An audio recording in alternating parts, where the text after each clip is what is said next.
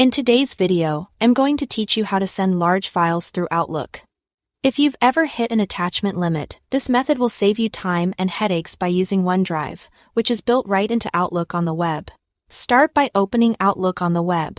In the top left corner, you'll see the app launcher.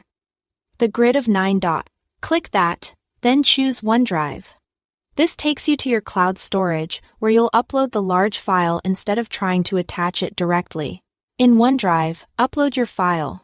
You can drag and drop it into the window or use the upload button and select your file from your computer. Leave the tab open and let the upload finish completely. You'll usually see a check mark or a completed status when it's done. For huge files, a stable internet connection helps, and keeping the file name clear and simple makes it easier to find later. Once the upload is finished, locate the file in OneDrive. Right-click it, and select Share. Here, you can adjust permissions to match your needs.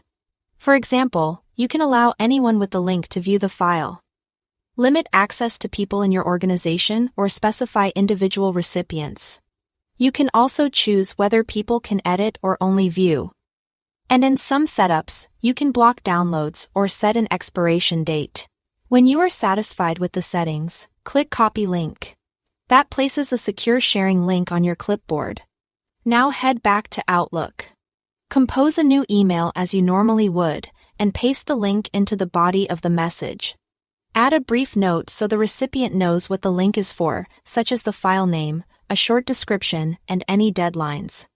When they receive your email, they'll click the link to access the file directly from OneDrive, which keeps everything fast and reliable without clogging inboxes.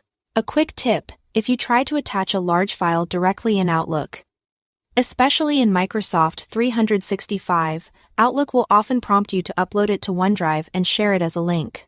Accepting that prompt produces the same outcome you just set up manually. If your recipient says they can't open the link, revisit the share settings in OneDrive and adjust permissions to allow access.